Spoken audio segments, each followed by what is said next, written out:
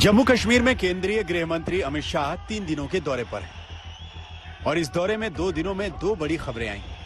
सरकार ने जम्मू कश्मीर में पहाड़ी जनजाति को जल्द ही अनुसूचित जनजाति का दर्जा देने का ऐलान कर दिया।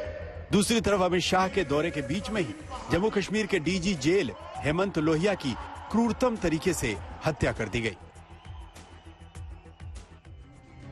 2019 में जम्मू कश्मीर से अनुच्छेद 370 हटाने के बाद दूसरी बार अमित शाह प्रदेश के दौरे पर थे।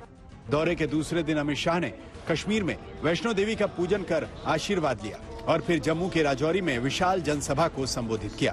भारत माता की, भारत माता की। राजौरी में अमित शाह के निशाने पर जम्मू कश्मीर की सियासत के सिरमौर रहे 3 खानदान थे। 370 वाला 70 साल का प्रशासन था। आतंकवाद अलगाववाद की पुरानी परंपरा थी और मोदी सरकार में जम्मू कश्मीर में लिए गए बड़े फैसलों का जिक्र था। इस फैसले में सबसे बड़ा दांव जम्मू कश्मीर के दलितों को आरक्षण का वादा था। जस्टिस शर्मा का कमीशन बना है। जस्टिस शर्मा ने अपनी सिफारिशें भेज दी है और वो सिफारिशों में मेरे पहाड़ी, बकरवाल और गुर्जर तीनों को आरक्षण की सिफारिश की।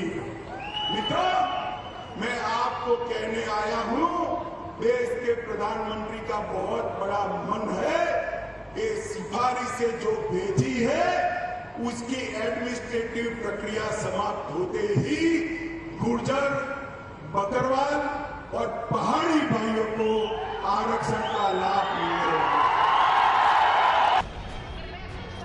गृह मंत्री अमित शाह ने राजौरी के मंच से जम्मू कश्मीर में बदलाव के दावे के साथ कई तथ्य रखे।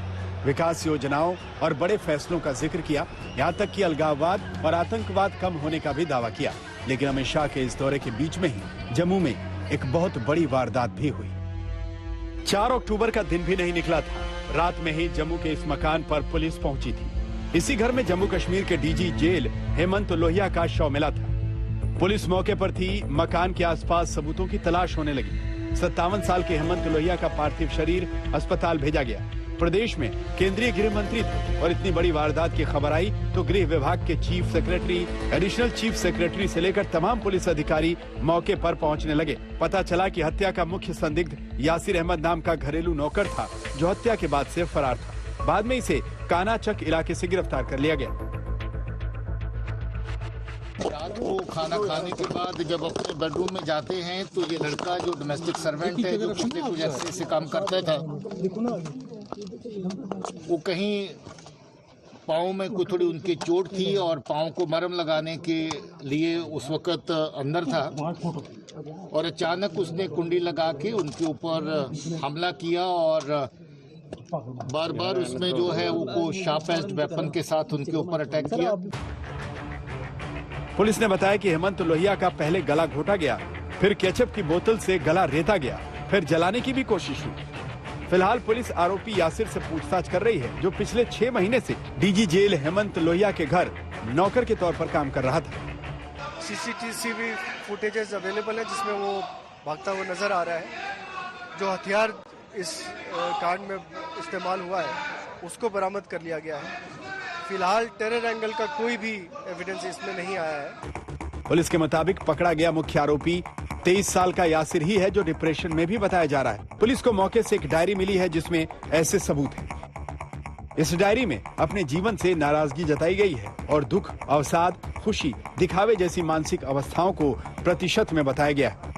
ऐसे ही एक दूसरे पन्ने पर मौत का स्वागत करने की बात भी लिखी हुई है।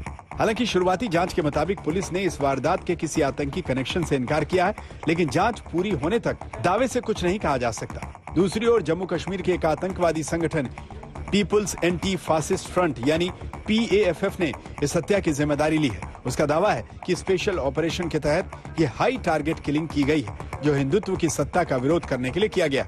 इस चिट्ठी में हत्या को गृह मंत्री के जम्मू कश्मीर दौरे के लिए आतंकी तोहफा भी बताया गया है। एक तरफ हमारे माननीय गृह मंत्री जी 2 दिन से वहां अपनी रैलियों में, अपनी मीटिंगों में ललकार रहे हैं कि 370 के बाद आतंकवाद समाप्त हुआ है, नोटबंदी के बाद आतंकवाद पर लगाम लगी है। और दूसरी ओर सर्वाधिक सुरक्षित क्षेत्र में सर्वाधिक सुरक्षा प्राप्त डीजी की हत्या खुली चुनौती है, उनके दावे को खोखला साबित करती है। फिलहाल डीजी जेल हेमंत लोहिया के कत्ल की गुत्थी सुलझाने में पुलिस जुटी हुई है। एहतियातन राजौरी में इंटरनेट सेवा बंद कर दी गई है। जम्मू से सुनील जी भट्ट के साथ आज तक ब्यूरो।